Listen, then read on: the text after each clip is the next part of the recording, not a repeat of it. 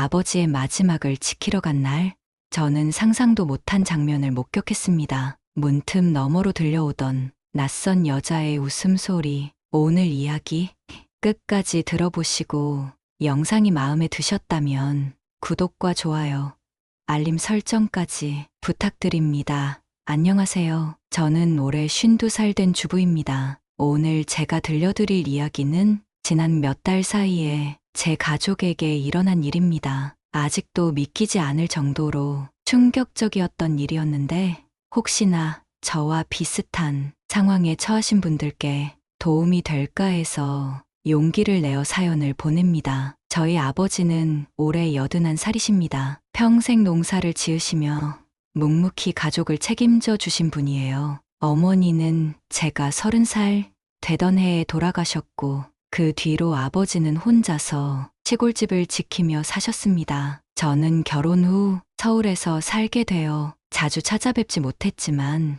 명절이나 아버지 생신 때마다 내려가 안부를 여쭈어 드렸습니다. 아버지는 평소에도 건강이 좋지 않으셨는데 작년 가을부터는 더욱 몸이 많이 약해지셨습니다. 병원에서는 당뇨와 고혈압 합병증으로 인한 신장 기능 저하라고 하셨어요. 몇 번 입원하시기도 했지만 아버지는 늘 집으로 돌아가시려고 하셨습니다. 시골집이 그렇게 좋으시다고 거기서 생을 마감하고 싶다고 말씀하셨거든요. 지난 3월 초 아버지 상태가 갑자기 나빠지셨다는 연락을 받았습니다. 이웃 아주머니께서 전화를 주셨는데 목소리가 많이 심각하셨어요. 병원에서는 더 이상 적극적인 치료보다는 편안하게 지내시는 것이 좋겠다고 하셨다는 말씀을 들었습니다. 그 순간 가슴이 덜컥 내려앉았습니다. 평생 건강하게만 보이셨던 아버지의 마지막이 올 수도 있다는 생각에 눈물이 났어요. 남편과 상의한 후 며칠 뒤인 주말에 아버지를 뵈러 가기로 했습니다. 혹시 마지막 인사가 될지도 모른다는 마음으로요. 사실 평소에 아버지와 깊은 대화를 나눠본 적이 별로 없었어요. 아버지는 과묵하신 분이셨고 저도 바쁜 일상에 쫓겨 제대로 안부를 여쭙지 못했던 것 같습니다. 그래서 이번만큼은 아버지와 많은 이야기를 나누고 싶었어요. 그날 아침 일찍 집을 나섰습니다. 고속도로를 달리는 내내 아버지 생각만 했어요. 어릴 때 아버지가 제 손을 잡고 논두렁을 걸었던 기억, 중학교 입학식 때 어색하게 양복을 입고 오셨던 모습, 제 결혼식에서 제 손을 신랑에게 건네주시며 눈물을 글썽이셨던 순간들이 주마등처럼 지나갔습니다. 시골로 가는 길은 평소보다 더 멀게 느껴졌어요. 아버지 집 앞에 도착했을 때는 오후 2시쯤이었습니다. 작은 시골집은 여전히 그 자리에 그대로 있었지만 왠지 모르게 분위기가 평소와 달랐습니다. 대문 앞에 모르는 차 한 대가 주차되어 있었거든요. 처음 보는 작은 경차였는데 번호판을 보니 타 지역 차량이었습니다. 혹시 병문안 온 친척이 있나 싶어서 조심스럽게 대문을 열었습니다. 그런데 집 안에서 들려오는 소리가 평범한 병문안과는 달랐어요. 여자의 목소리가 들렸는데 나이가 꽤 젊어 보이는 소리였습니다. 아버지의 조카들은 모두 제 또래나 더 나이가 많은데 분명히 처음 듣는 목소리였어요. 문득 이상한 느낌이 들었습니다. 아버지가 많이 아프시다고 들었는데 집 안 분위기가 생각보다 밝은 것 같았거든요. 게다가 그 낯선 여자의 웃음소리까지 들려왔어요. 평소 조용하기만 했던 아버지 집에서 이런 소리를 듣게 될 줄은 정말 몰랐습니다. 대문을 완전히 열지 못하고 망설이고 있는데 집 안에서 대화하는 소리가 더 또렷하게 들려왔습니다. 그 순간부터 제 인생에서 가장 충격적인 하루가 시작된 것이었습니다. 집 앞에서 한참을 망설였습니다. 들어가야 할지 아니면 잠시 기다려야 할지 판단이 서지 않았어요. 하지만 아버지가 아프시다는데 더 이상 미룰 수도 없었고 결국 조심스럽게 현관문 쪽으로 걸어갔습니다. 그런데 현관에 다가갈수록 집 안에서 들려오는 대화 내용이 점점 더 이상해졌어요. 처음에는 단순히 누군가 아버지를 간병하러 온 사람인가 했는데 대화 내용을 들어보니 전혀 그런 게 아니었습니다, 아저씨. 그런 식으로 말씀하시면 안 되죠. 우리가 이미 약속한 거잖아요. 젊은 여자의 목소리였습니다. 목소리 톤으로 봐서는 30대 후반 정도로 들렸는데 말투가 상당히 강했어요. 아버지께 대하는 태도치고는 너무 버릇없다는 생각이 들었습니다. 내가 언제 그런 약속을 했다고 그래? 아버지의 목소리도 들렸습니다. 평소보다 많이 약해진 것 같았지만 화가 나신 것 같았어요. 아버지가 이렇게 큰 소리를 내시는 걸 본 적이 거의 없었는데 상당히 당황스러우셨나 봅니다. 아저씨가 직접 도장 찍으셨잖아요. 이 집이랑 땅 모두 제 이름으로 넘겨주신다고요. 벌써 몇 달째 여기서 아저씨 모시고 있는데 이제 와서 딴소리 하시면 안 되죠. 그 여자의 말을 듣는 순간 머릿속이 하얘졌습니다. 집과 땅을 넘겨준다고요? 아버지가 언제 그런 결정을 하셨다는 건지 전혀 이해할 수 없었어요. 더군다나 저에게는 한 번도 말씀해 주신 적이 없었는데요. 현관문 앞에서 더 이상 들어갈 수도, 그렇다고 그냥 돌아갈 수도 없는 상황이 되었습니다. 혹시 잘못 들었나 싶어서 문틈 사이로 조심스럽게 들여다봤어요. 거실에는 아버지가 휠체어에 앉아 계셨고 그 앞에는 정말로 젊은 여자가 서 있었습니다. 그 여자는 키가 작고 말랐는데 화장을 진하게 하고 있었어요. 옷차림새도 이상했습니다. 환자를 돌보는 사람 같지는 전혀 않고 오히려 무슨 일을 보러 온 사람 같았어요. 손에는 서류 뭉치를 들고 있었고 아버지 앞에서 뭔가를 강하게 주장하고 있었습니다. 아저씨, 저 때문에 그동안 얼마나 편하게 지내셨어요. 밥도 해드리고 약도 챙겨드리고 병원도 모셔다 드리고 이런 게 다 공짜라고 생각하세요? 그 여자의 말투가 점점 더 건방져졌어요. 아버지를 대하는 태도가 정말 예의에 어긋났습니다. 더군다나 아버지가 아프신 상황에서 이런 식으로 재촉을 하다니 도저히 이해할 수 없었어요. 나는 그런 약속한 적 없어. 그냥 고마워서 밥값이나 주려고 했던 거지. 집까지 줄 생각은 없었다고. 아버지의 목소리가 떨리고 있었습니다. 많이 당황하고 계신 것 같았어요. 평생 농사만 지으시며 사신 아버지가 이런 복잡한 일에 휘말리신 게 안타까웠습니다. 그래도 이미 서류에 도장 찍으신 건 사실이잖아요. 법적으로는 이미 유효한 거예요. 아저씨가 바꾸고 싶다고 해서 바뀌는 게 아니에요. 그 여자가 서류를 아버지 앞에 내밀며 말했습니다. 그 순간 정말로 화가 났어요. 아버지가 제대로 판단하기 어려운 상황을 이용해서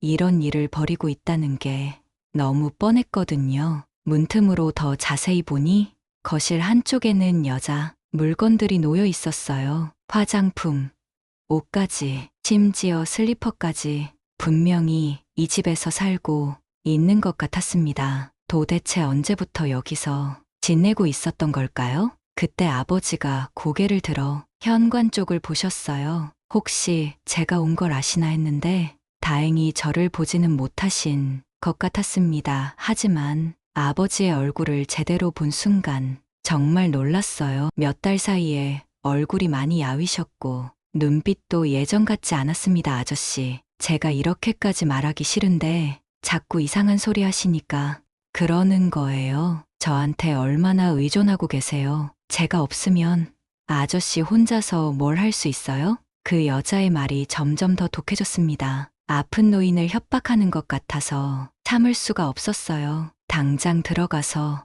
그 여자를 내쫓고 싶었지만 아직 상황을 정확히 파악하지 못한 상태에서 성급하게 행동하면 안 될 것 같았습니다. 대신 조용히 현관에서 물러나서 이웃집으로 향했습니다. 오래전부터 아버지와 가깝게 지내신 박 아주머니께 상황을 여쭤보기로 했어요. 분명히 뭔가 아실 것 같았거든요. 박 아주머니 집은 아버지 집에서 한 집 건너편에 있었습니다. 아주머니는 올해 75살로 어머니와 절친했던 분이에요. 어머니가 돌아가신 후에도 아버지를 많이 챙겨주셨던 분이라서 혹시 최근 상황에 대해 뭔가 아실 것 같았어요. 아주머니, 댁문을 두드리니 금세 나오셨습니다. 저를 보시더니 반가워하시면서도 걱정스러운 표정을 지으셨어요. 아이고, 언제 왔니? 참 오랜만이네. 그런데 얼굴이 왜 그렇게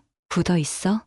안녕하세요. 아주머니 아버지 뵈러 왔는데 집에 낯선 분이 계시더라고요. 혹시 아세요? 박 아주머니의 얼굴이 순간 어두워졌습니다. 그러시더니 저를 집 안으로 불러들이시며 문을 닫으셨어요. 뭔가 중요한 이야기를 해주실 것 같았습니다. 앉아라. 너한테 꼭 해줘야 할 말이 있었는데 연락처를 몰라서 못했어. 그 여자 말이지? 아주머니의 목소리가 심각했습니다. 역시 그 여자에 대해 뭔가 알고 계셨던 것 같았어요. 네. 30대 후반 정도로 보이는 여자분이요. 도대체 누구인가요? 이름은 김미영이라고 하는데 작년 12월쯤부터 나타났어. 처음에는 가정봉사원이라고 하더니 나중에는 아예 거기서 살더라고.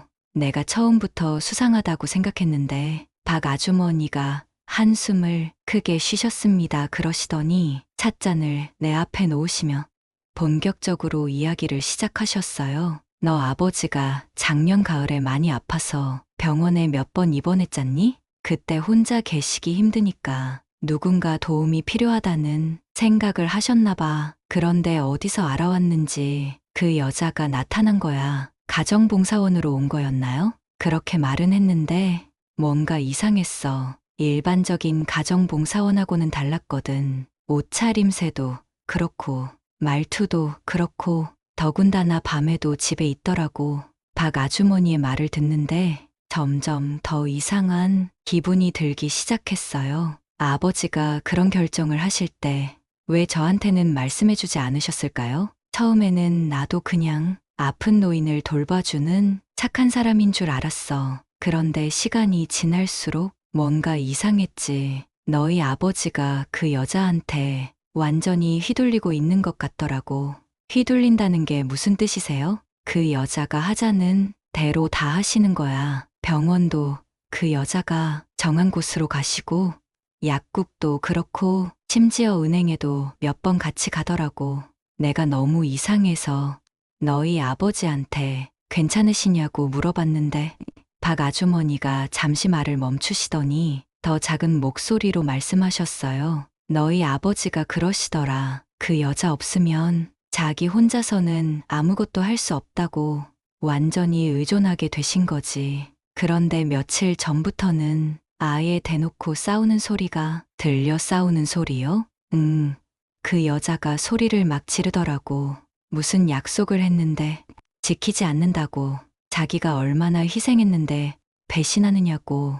너희 아버지도 목소리를 높이시고. 박 아주머니의 증언을 들으니 제가 방금 전에 들었던 대화가 더욱 생생하게 떠올랐습니다. 분명히 그 여자는 아버지로부터 재산을 넘겨받으려고 하고 있었어요. 아주머니, 혹시 그 여자가 아버지한테 뭔가 서류에 도장을 찍으라고 한 거 아세요? 그걸 내가 어떻게 알았지? 맞아, 지난주에 그 여자가 어떤 남자를 데리고 왔더라고. 정장을 입은 사람이었는데 한참 동안 너희 집에 있었어. 그 다음날 너희 아버지 표정이 이상하시더라고. 박 아주머니의 말을 듣고 나니 상황이 점점 더 심각하다는 걸 알 수 있었어요. 그 여자는 단순히 아버지를 돌봐주는 사람이 아니라 처음부터 아버지의 재산을 노리고 접근한 것 같았습니다. 내가 너희 아버지한테 딸한테 연락해서 상의해보라고 했는데 그 여자가 옆에서 괜히 가족들이 알면 복잡해진다고 말리더라고. 그때부터 확실히 수상했어. 지금도 그 여자가 아버지 집에 있어요. 아버지한테 집과 땅을 넘겨달라고 우기고 있더라고요. 박 아주머니가 깜짝 놀라며 일어나셨습니다. 뭐라고? 벌써 그 단계까지 간 거야?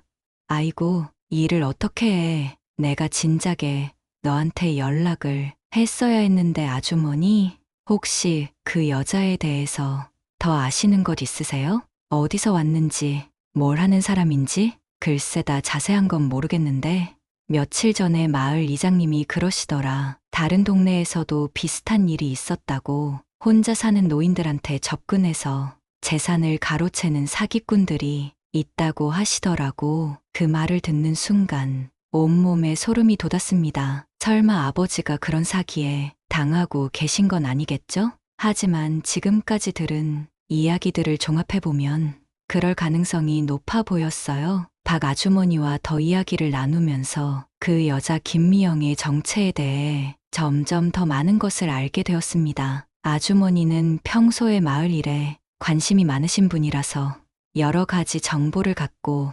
계셨어요. 생각해보니까 그 여자가 처음 나타났을 때부터 이상한 점이 많았어. 가정봉사원이라고 했는데 정식 업체에서 온 게 아니라 개인적으로 왔다고 하더라고.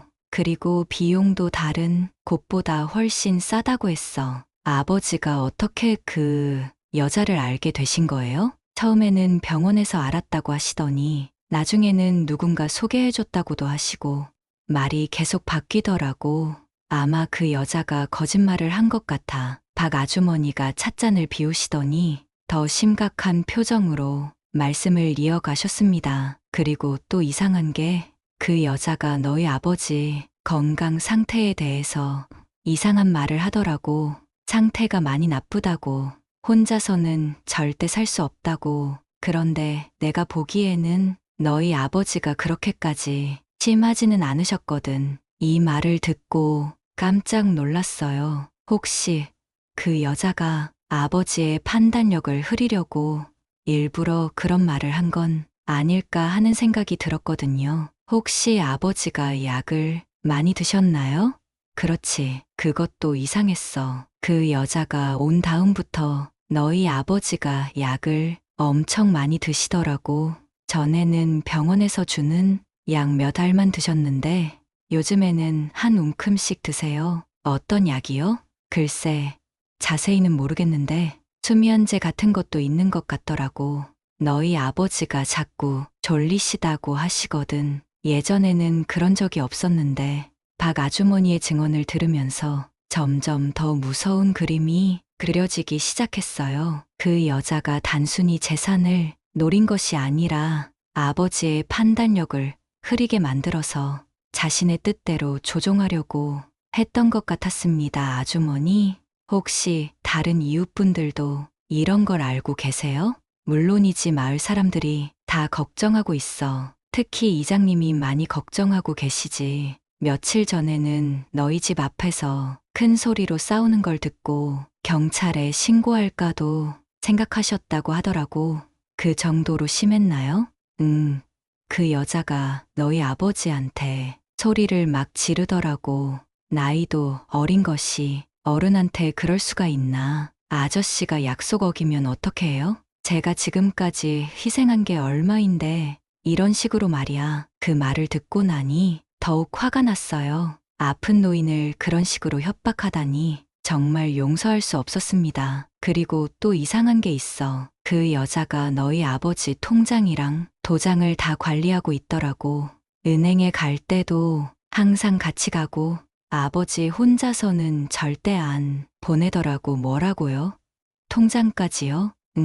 생활비 관리해 준다고 하면서 가져간 거야. 그런데 내가 보기에는 관리가 아니라 아예 빼앗은 것 같더라고. 너희 아버지가 용돈이 필요하다고 해도 그 여자 허락 없이는 못 쓰시는 것 같아. 박 아주머니의 증언을 들으면서 그 여자의 수법이 얼마나 교묘한지 깨달을 수 있었어요. 처음에는 도움을 준다는 명목으로 접근해서 점차 아버지의 모든 것을 통제하게 만든 거였습니다. 혹시 그 여자가 다른 사람들과 연락하는 걸 본 적 있으세요? 있지. 전화를 자주 받더라고.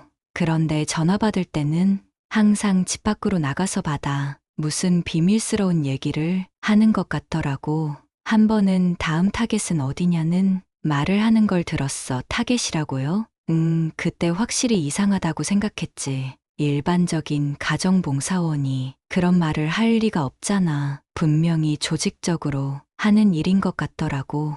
박 아주머니의 말을 들으니 이것은 단순한 개인적 사기가 아니라 조직적인 범죄일 가능성이 높다는 걸 알 수 있었어요. 그렇다면 아버지뿐만 아니라 다른 노인분들도 피해를 당하고 있을지도 모른다는 생각이 들었습니다. 아주머니, 혹시 그 여자가 가져온 서류들 본 적 있어요? 한 번 봤는데 뭔가 복잡해 보이더라고.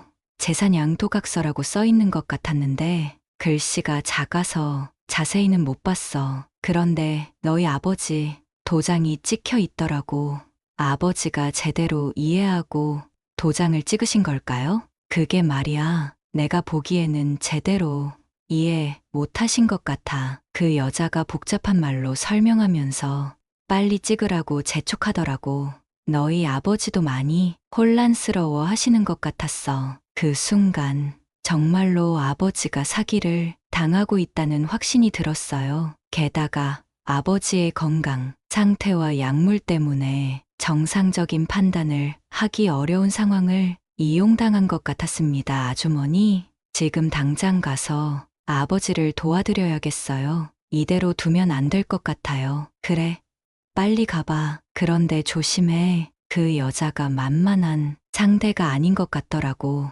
너희 아버지한테 소리 지르는 걸 보니까 성격이 상당히 사나워. 박 아주머니가 걱정스러운 표정으로 말씀하셨지만 더 이상 망설일 수는 없었어요. 아버지가 위험한 상황에 처해 계신다면 딸인 제가 나서야 했습니다. 혹시 이장님 연락처 알 수 있을까요? 나중에 도움이 필요할 것 같아서요. 당연하지. 그리고 필요하면 다른 이웃들도 다 도와줄 거야. 우리가 다 증인이 될 수 있으니까. 걱정하지 마. 박 아주머니로부터 이장님 연락처와 다른 이웃분들의 연락처를 받고 다시 아버지 집으로 향했습니다. 이번에는 망설이지 않고 당당하게 들어가기로 마음먹었어요. 그 사기꾼 여자로부터 아버지를 지켜내야 했으니까요. 박 아주머니 댁을 나와서 다시 아버지 집으로 걸어가는 동안 마음속으로 계속 생각을 정리했어요. 어떻게 접근해야 아버지를 가장 안전하게 도울 수 있을지,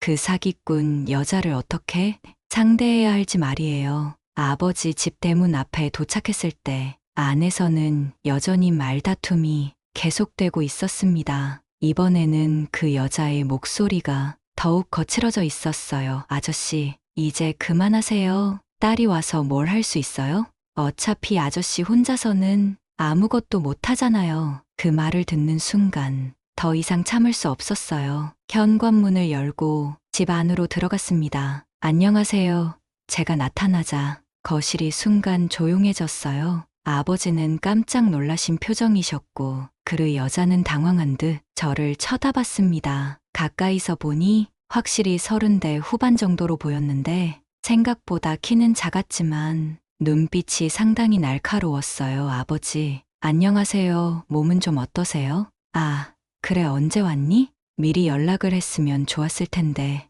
아버지의 목소리가 평소와 달리 어색했어요. 뭔가 숨기고 싶은 일이 있으신 것 같았습니다. 그때 그 여자가 먼저 말을 걸어왔어요. 아, 아저씨 따님이시군요. 안녕하세요. 저는 아버님을 돌봐드리고 있는 김미영이라고 합니다. 말은 정중하게 했지만 표정과 목소리 톤이 전혀 정중하지 않았어요. 오히려 제가 방해가 된다는 듯한 태도였습니다. 네, 처음 뵙겠습니다. 언제부터 아버지를 돌봐주고 계신가요? 작년 12월부터요. 아버님이 혼자 계시기 힘드시다고 해서 제가 도움을 드리고 있어요. 그 여자는 태연하게 거짓말을 했어요. 하지만 저는 이미 박 아주머니를 통해 진실을 알고 있었죠. 그런데 지금 무슨 이야기를 하고 계셨나요? 밖에서 목소리가 좀 크게 들렸거든요. 아, 별거 아니에요. 그냥 아버님 건강 관리에 대해서 상의하고 있었어요. 김미영이 당황한 듯 서류들을 재빨리 치우려고 했어요. 하지만 제가 먼저 그 서류들을 봤습니다.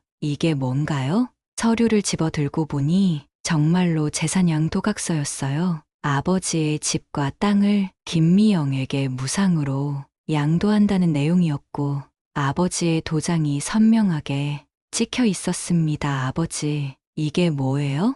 아버지는 고개를 들지 못하시며 말씀하셨어요. 그게 미영이가 나를 돌봐주니까 고마워서 집을 다 주신다고요? 그때 김미영이 끼어들었어요. 따님, 상황을 제대로 모르시는 것 같은데요. 아버님이 혼자서는 정말 아무것도 하실 수 없는 상태예요. 제가 아니었으면 벌써 큰일 났을 거예요. 그래서 집을 달라고 하신 거예요? 그런 게 아니라 아버님이 직접 제안하신 거예요. 제가 평생 모시겠다고 하니까 그럼 이 집을 물려주겠다고 하신 거죠. 김미영의 말은 그럴듯했지만 완전한 거짓말이라는 걸 알 수 있었어요. 아버지의 표정을 보니 전혀 그런 뜻이 아니셨던 것 같았거든요. 아버지, 정말 그런 말씀을 하신 거예요? 나는 그냥 밥값이나 주려고 했던 건데 아버지의 목소리가 점점 작아졌어요. 김미영이 노려보는 게 무서우신 것 같았습니다. 따님,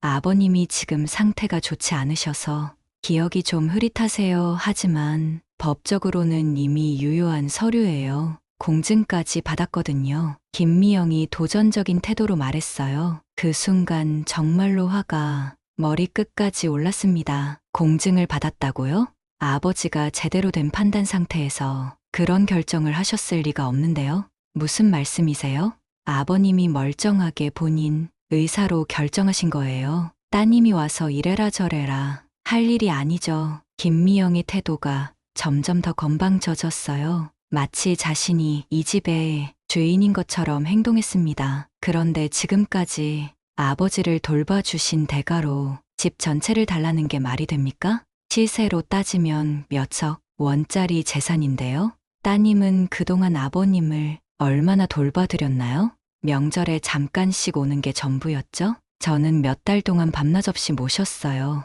그 말에 가슴이 찔렸지만 동시에 더욱 화가 났어요. 자신의 범죄를 정당화하려고 제게 죄책감을 느끼게 하려는 수법이었거든요. 그렇다고 해서 아픈 노인을 이용해서 재산을 가로채는 게 옳다고 생각하세요?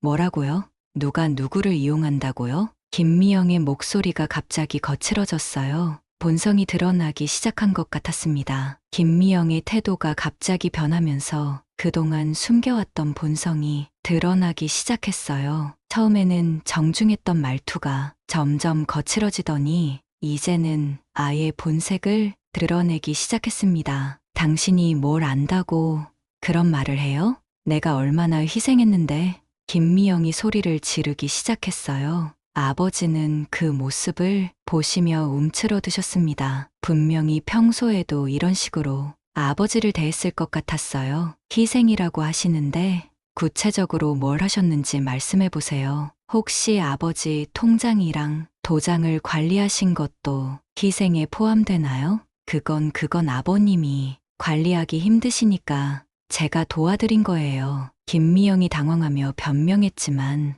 이미 들통이 난 상황이었어요. 도와드린 게 아니라 빼앗으신 거 아닌가요? 아버지 용돈도 당신 허락 없이는 못 쓰시게 했다면서요? 누가 그런 말을 했어요? 이웃들이 쓸데없는 참견을 김미영이 화를 내며 말했는데 그 순간 실수를 한 거였어요. 제가 이웃들과 이야기했다는 걸 스스로 인정한 셈이었거든요. 그럼 이웃들 말이 맞네요. 당신이 정말로 아버지를 조종하고 있었던 거군요. 조종이라니. 나는 정당하게요? 아픈 노인한테 수면제까지 먹이면서 정신을 흐리게 만든 게 정당한 거예요? 제가 박 아주머니한테 들은 이야기를 꺼내자 김미영의 얼굴이 새파랗게 변했어요. 그건 아버님이 잠을 못 주무신다고 해서 거짓말 하지 마세요. 당신이 아버지 판단력을 흐리게 만들려고 일부러 그런 약을 준 거잖아요. 그때 아버지가 조용히 말씀하셨어요. 그래, 요즘 머리가 자꾸 멍해져서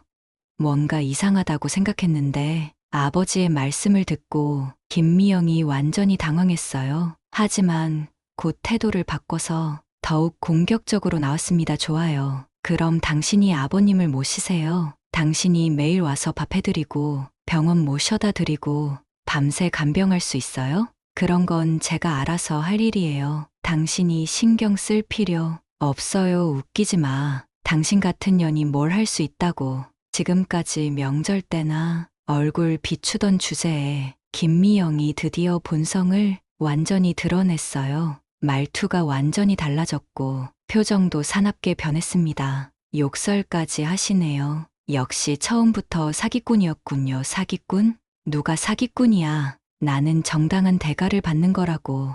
몇 달 돌봐준 것으로 몇억 원짜리 재산을 가져가는 게 정당한 대가라고요? 당신이 뭘 알아? 내가 얼마나 고생했는데 이 병신 같은 늙은이 때문에 김미영이 아버지를 향해 욕설을 퍼부었어요. 그 순간 정말로 참을 수 없었습니다. 지금 뭐라고 하셨어요? 아픈 노인한테 그런 말을 해요?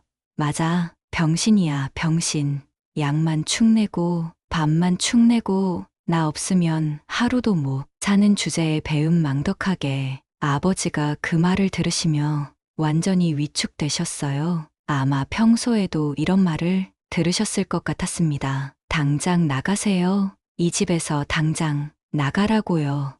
나가라고? 웃기지 마. 이 집은 이미 내 거야. 법적으로 유효한 서류가 있다고. 김미영이 재산 양도각서를 흔들며 소리쳤어요. 하지만 저도 가만히 있을 수는 없었습니다. 그 서류는 무효예요. 아버지가 정상적인 판단 상태에서 작성한 게 아니거든요. 무효라니? 공증도 받았는데. 무슨 소리야? 공증받을 때도 당신이 조작했을 가능성이 높죠. 아버지한테 약물을 먹이면서 정신을 흐리게 만든 상태에서 억지로 도장을 찍게 한 거잖아요. 증거가 있어? 증거 없으면 닥쳐. 김미영이 완전히 막말을 쏟아내기 시작했어요. 이제는 아예 가면을 벗어던지고 본 모습을 드러낸 거였습니다. 증거요? 이웃들이 다 봤어요. 당신이 아버지한테 소리 지르고 협박하는 것도, 아버지 통장 가져간 것도, 이상한 약 먹인 것도 다 목격자가 있어요. 그깟 시골 늙은이들 말을 누가 믿겠어. 그때 갑자기 김미영의 핸드폰이 울렸어요. 전화를 받는 김미영의 목소리가 들렸는데 완전히 다른 사람 같았어요.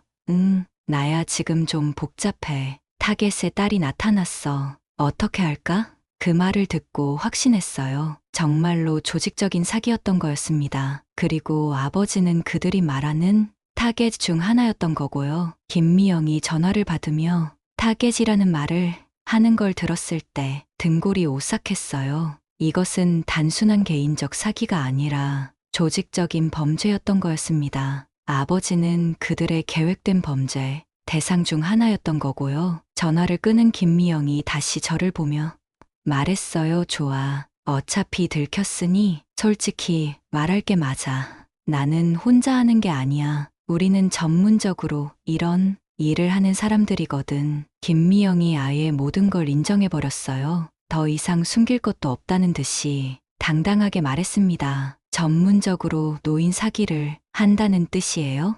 사기라고 하지 마. 우리는 서비스를 제공하고 정당한 대가를 받는 거야. 이 늙은이들 어차피 자식들한테 버림받아서 혼자 죽을 뻔한 사람들이잖아. 아버지가 언제 저한테 버림받았다고 그런 말을 해요? 그럼 뭐야? 몇 달에 한 번씩 얼굴 보러 오는 게 효도야? 이 할아버지가 얼마나 외로웠는지 알아? 김미영이 제게 죄책감을 주려고 하는 게 뻔했지만 그런 수법에 넘어갈 수는 없었어요. 외롭다고 해서 사기를 당해도 된다는 말은 아니죠. 그리고 당신들이 정말로 아버지를 위해서 한 일이라면 왜 저한테 연락하지 않았어요? 연락해서 뭐해? 어차피 방해만 할 텐데. 그때 아버지가 떨리는 목소리로 말씀하셨어요. 미영아, 너희들이 나를 속인 거니? 속인 게 아니라고요. 아저씨도 좋았잖아요. 혼자 있을 때보다 훨씬 좋아하셨으면서 김미영이 아버지한테도 막말을 하기 시작했어요. 이제는 아예 예의고 뭐고 다 버린 상태였습니다. 처음에는 진짜 돌봐드릴 생각이었어요. 그런데 아저씨가 너무 힘들게 하시는 거야. 밤에 계속 깨우고 이상한 소리하고. 그건 아버지가 아프시니까 그런 거잖아요. 아픈 건 알겠는데. 그래서 내가 얼마나 고생했는지 알아? 그런데 고작 용돈 몇만 원 주면서 고맙다고? 말이 돼? 김미영의 진짜 속마음이 드러났어요. 처음부터 아버지를 진심으로 돌봐줄 생각은 없었던 거였습니다. 그럼 처음부터 재산이 목적이었네요? 당연하지. 우리가 자선 사업하는 줄 알았어? 이런 일은 비즈니스야, 비즈니스. 김미영이 아예 당당하게 인정했어요. 그러면서 핸드폰을 들고 누군가에게 전화를 걸었습니다. 형님, 여기 상황이 복잡해졌어요. 딸이 나타나서 난리 치고 있어요. 네, 알겠어요. 전화를 끊은 김미영이 저를 노려보며 말했어요. 당신도 똑똑하게 행동하는 게 좋을 거야. 우리가 만만한 사람들이 아니거든. 협박하는 거예요? 협박이 아니라 조언이야. 당신이 여기서 문제를 일으키면 손해보는 건 당신 아버지야. 그 말을 듣고 정말로 무서워졌어요. 이들이 단순한 사기꾼이 아니라 폭력까지도 사용할 수 있는 조직이라는 걸 느꼈거든요. 하지만 여기서 물러설 수는 없었어요. 아버지를 지켜야 했으니까요. 당신들이 아무리 협박해도 소용없어요. 이미 경찰에 신고할 준비는 다 했거든요. 경찰? 웃기지 마. 우리는 법적으로 하자. 없는 서류를 가지고 있어. 공증까지 받은 정식 계약이라고.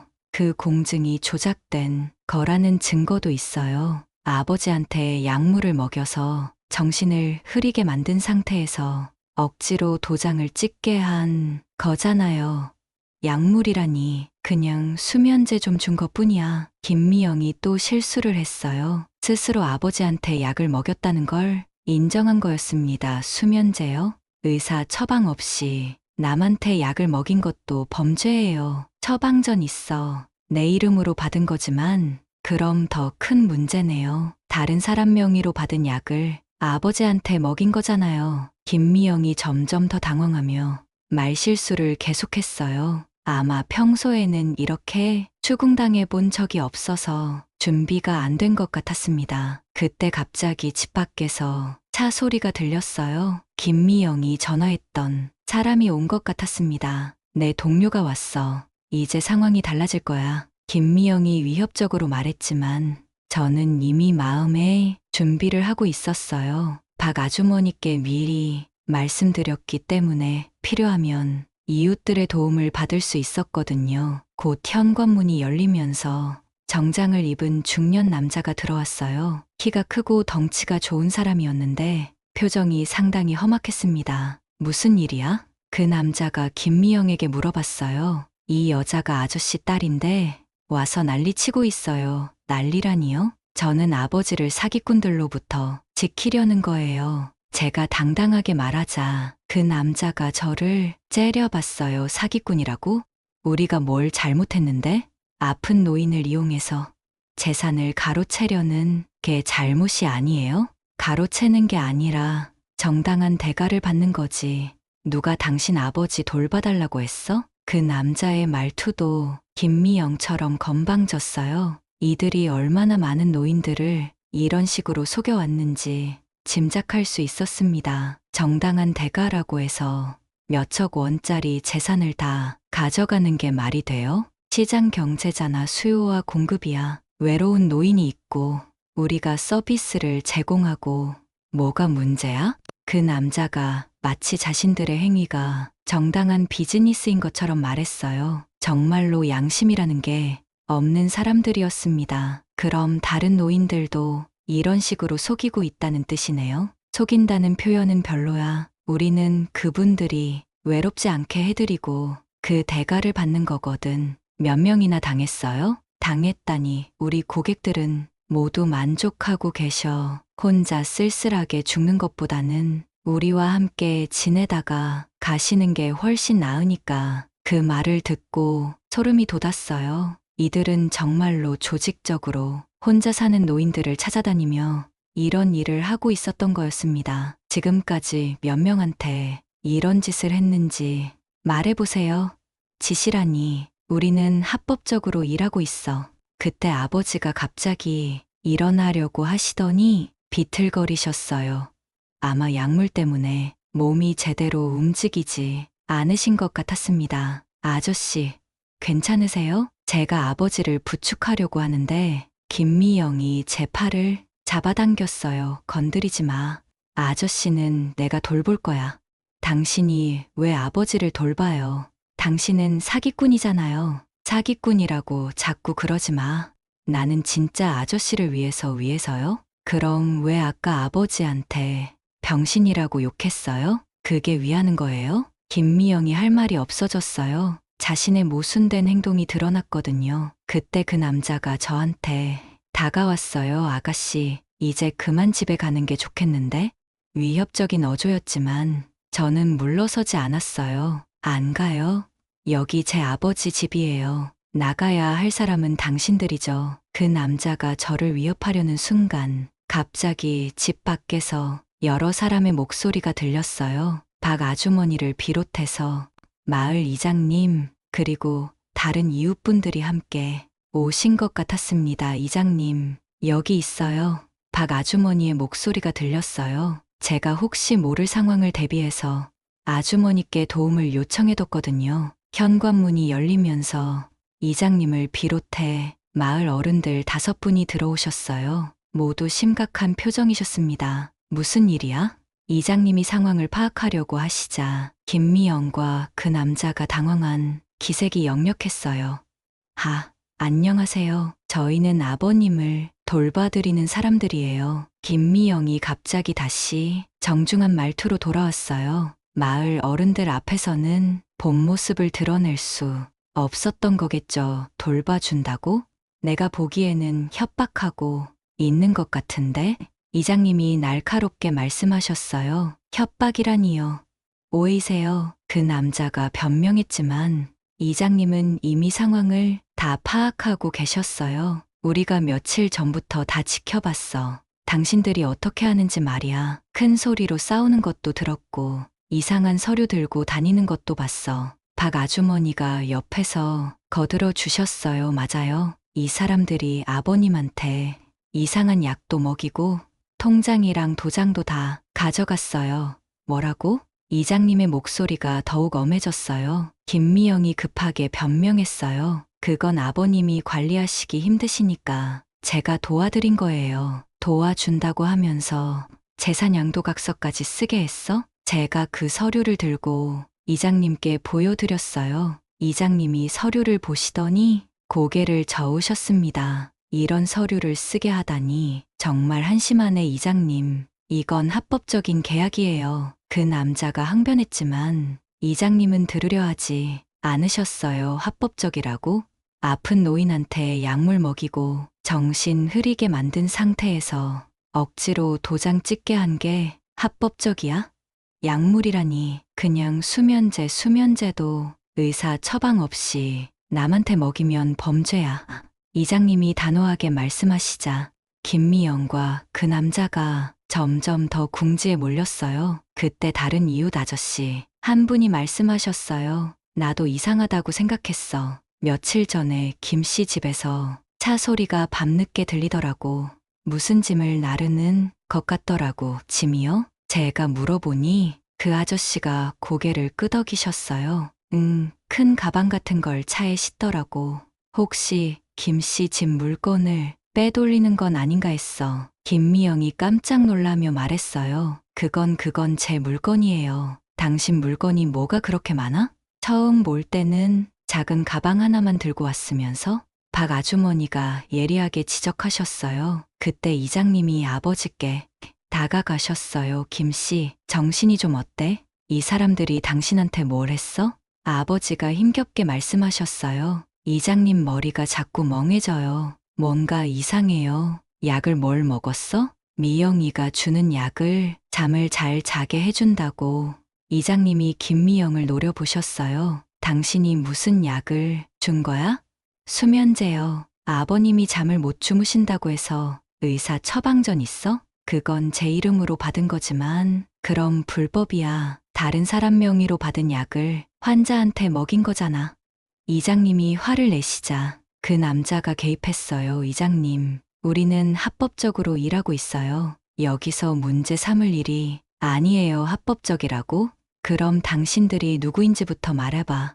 신분증 좀 보자. 그 남자가 당황하며 주머니를 뒤지더니 신분증을 내밀었어요. 이장님이 받아보시더니 고개를 갸웃하셨습니다. 이름이 박정수라고 나와 있네. 그런데 이 주소는 어디야? 서울이라고 되어 있는데? 네, 서울에서 왔어요. 서울에서 여기까지 와서 노인 돌봄 서비스를 한다고?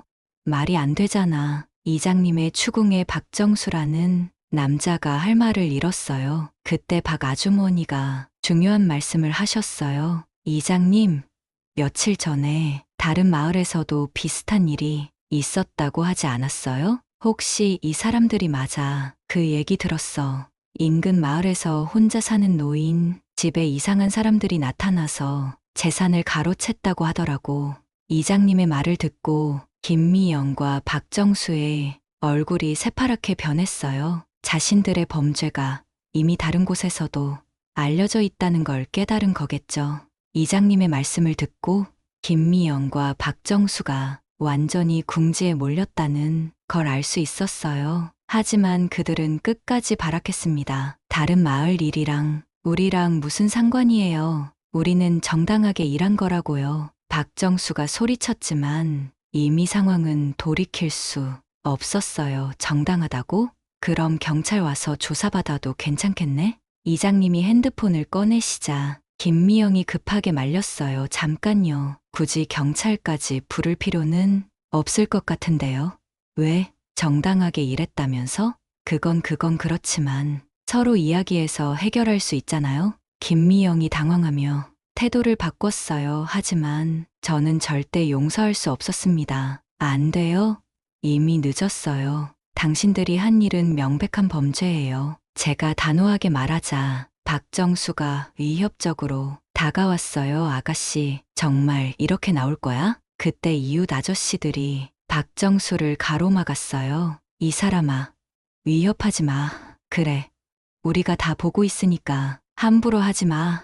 마을 어른들이 저를 보호해 주시자 박정수도 더 이상 어쩔 수 없었어요. 이장님이 결국 경찰에 신고 전화를 하셨습니다. 여보세요, 경찰서요? 노인 사기 사건이 있어서 신고합니다.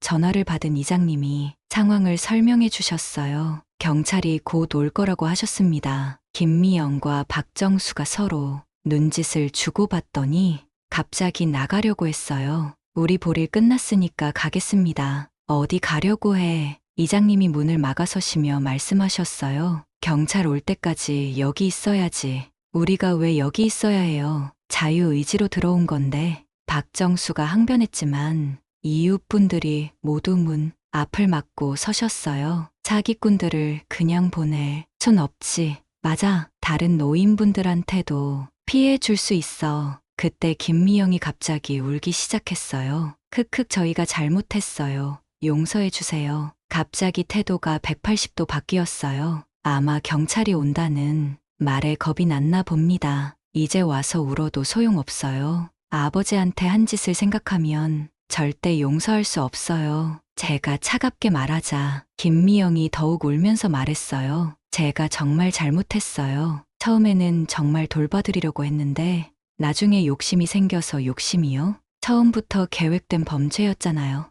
조직적으로 하고 있다고 스스로 인정했으면서 박정수가 김미영을 말리려고 했어요. 미영아, 쓸데없는 말하지 마. 하지만 김미영은 이미 정신이 나간 상태였어요. 형님, 이제 끝났어요. 다 들통났어요. 형님이라고요? 제가 날카롭게 물어보자 김미영이 실수를 깨달았지만 이미 늦었어요. 이 사람이 당신 상사인 거예요? 박정수가 김미영을 노려봤지만 이미 상황은 걷잡을 수 없었어요. 그때 밖에서 사이렌 소리가 들렸어요. 경찰이 도착한 것 같았습니다. 곧 경찰관 두 분이 들어오셨어요. 신고받고 왔습니다. 상황이 어떻게 되나요?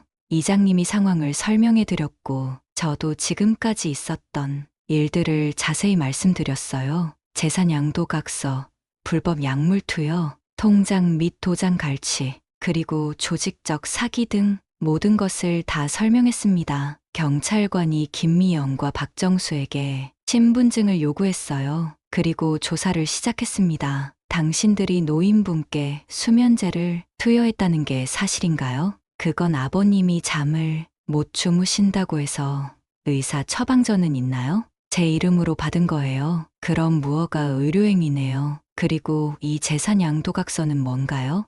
경찰관이 서류를 보시더니 심각한 표정을 지으셨어요. 이런 고액의 재산을 몇 달 돌봐준 대가로 받는다는 게 상식적으로 말이 안 되네요. 조사 결과 김미영과 박정수는 조직적으로 혼자 사는 노인들을 대상으로 사기를 치는 전문 범죄자들이었어요. 이미 다른 지역에서도 여러 건의 피해 신고가 들어와 있었다고 했습니다. 결국 두 사람 모두 현행범으로 체포되었어요. 김미영은 사기, 무허가 의료행위, 약물 투여 등의 혐의로, 박정수는 사기 공모, 협박, 그리고 조직범죄 혐의로 구속되었습니다. 김미영과 박정수가 체포된 후 집 안이 갑자기 조용해졌어요. 그동안의 소란이 거짓말처럼 평온해졌지만 아버지는 여전히 충격 상태에서 벗어나지 못하고 계셨습니다. 경찰 조사가 끝난 후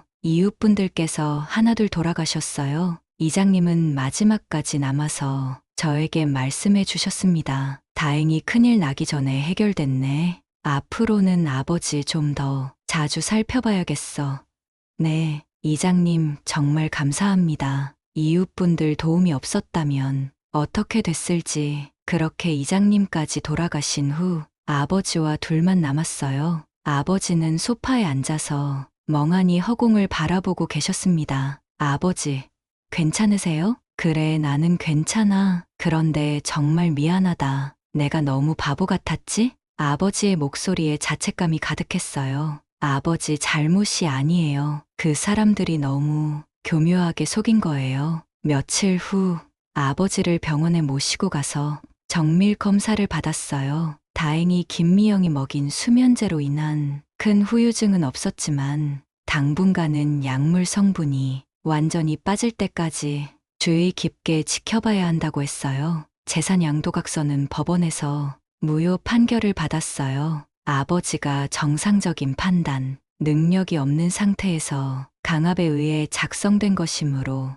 법적 효력이 없다는 것이었습니다. 김미영이 가져간 통장과 도장도 모두 되찾을 수 있었어요. 한 달 후 법원에서 김미영과 박정수에 대한 판결이 내려졌어요. 김미영은 사기죄로 징역 3년, 박정수는 조직 사기죄로 징역 5년을 선고받았습니다. 검찰 조사에서 이들이 지금까지 10여 명의 노인분들을 상대로 총 15억 원 상당의 재산을 가로챘다는 사실이 밝혀졌어요. 특히 충격적이었던 것은 그들의 범행 수법이었어요. 먼저 혼자 사는 노인들을 물색한 후 가정봉사원이나 간병인으로 접근해서 신뢰를 쌓고 점차 약물을 투여해 판단력을 흐리게 만든 다음 재산 양도각서에 서명하게 만드는 것이었습니다. 정말로 치밀하고 악랄한 범죄였어요. 더욱 놀라운 것은 김미영이 재판 과정에서 밝힌 내용이었어요. 아버지와 같은 피해자들 중에는 끝까지 저항하던 분들도 있었는데 그런 경우에는 약물을 과다 투여해서 의식을 잃게 만들거나 심지어 의도적으로 낙상 사고를 유발하기도 했다는 것이었습니다. 그 얘기를 들었을 때 정말로 아찔했어요. 만약 제가 하루만 늦게 갔더라면 아버지께 어떤 일이 일어났을지 모르니까요. 김미영은 재판에서 처음에는 정말로 노인들을 돌봐주려고 했는데 돈이 쉽게 벌리니까 욕심이 생겼다고 변명했지만 법원은 계획적이고 반복적인 범행으로 죄질이 매우 불량하다며 중형을 선고했습니다. 박정수는 끝까지 우리는 서비스를 제공하고 정당한 대가를 받은 것뿐이라고 주장했지만 법원은 노인들의 외로움과 판단력 저하를 악용한 비인간적 범죄라고 규정했어요. 재판이 모두 끝난 후 아버지와 오랜 시간 대화를 나눴어요. 아버지, 앞으로는 이런 일이 없도록 제가 더 자주 내려올게요. 아니야, 너도 내 생활이 있는데, 그리고 이번 일로 많이 배웠어. 앞으로는 조심할게. 그래도 혼자 계시면 불안해요. 차라리 서울로 모시고 갈까요? 아직은 괜찮아. 여기 이웃들도 있고, 이제는 정말 조심할 테니까. 아버지는 여전히 시골집에서 지내고 싶어 하셨어요. 하지만 저는 더 이상 아버지를 혼자 두고 싶지 않았습니다. 결국 우리는 절충안을 찾았어요. 제가 매주 주말마다 내려와서 아버지와 시간을 보내기로 한 거였죠. 그리고 평일에는 정식 가정봉사원 서비스를 이용하기로 했어요. 이번에는 정부에서 인증받은 공식 업체를 통해서 말이에요. 박 아주머니를 비롯한 이웃분들도 평소보다 더 자주 아버지를 찾아뵙겠다고 약속해 주셨어요. 마을에서는 이번 사건을 계기로 혼자 사는 노인분들을 정기적으로 안전 확인하는 시스템을 만들기로 했다고 하셨습니다. 몇 달이 지난 지금 아버지는 많이 회복되셨어요. 김미영이 먹인 약물의 영양도 완전히 사라졌고 예전의 건강한 모습을 되찾으셨습니다. 가끔 그때 일을 떠올리시며 화를 내시기도 하지만 전반적으로는 안정을 찾으신 것 같아요. 그때 내가 오지 않았으면 어떻게 됐을까 생각하면 아직도 무서워. 아버지가 가끔 그런 말씀을 하세요. 저도 생각할 때마다 아찔합니다. 김미영과 박정수는 현재 교도소에서 복역 중이에요. 김미영은 얼마 전 교도소에서 다른 수감자들과 싸우다가 크게 다쳤다고 들었어요. 아마 자신이 한 일에 대한 죗값을 치르고 있는 것 같습니다. 박정수는 감옥에서 지병이 악화되어 병동에 입원해 있다고 하네요. 무엇보다 다행인 것은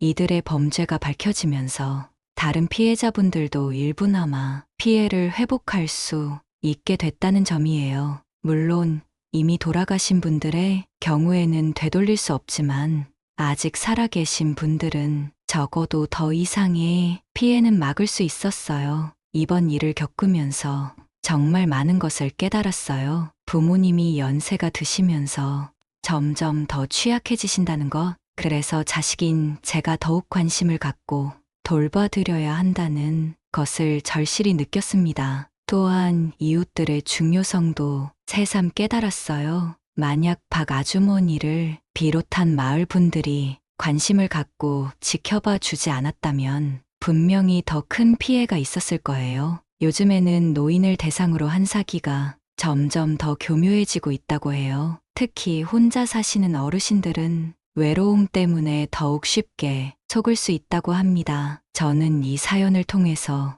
많은 분들이 경각심을 갖게 되었으면 해요. 특히 나이 드신 부모님을 모시고 있는 분들은 평소보다 더 자주 안부를 확인하시고 혹시 부모님 주변에 수상한 사람이 나타나지 않는지 주의 깊게 살펴보셨으면 좋겠어요. 그리고 이웃 간의 관심과 배려도 정말 중요하다는 걸 느꼈습니다. 서로 관심을 갖고 지켜본다면 이런 범죄를 미리 예방할 수 있을 거예요. 지금도 어디선가 김미영이나 박정수 같은 사람들이 선량한 어르신들을 노리고 있을지 모릅니다. 하지만 우리 모두가 관심을 갖고 지켜본다면 이런 일들을 막을 수 있을 거라고 믿어요. 아버지는 요즘 사람을 너무 쉽게 믿으면 안 된다는 말씀을 자주 하세요. 하지만 동시에 그래도 좋은 사람들이 더 많다는 말씀도 하시죠.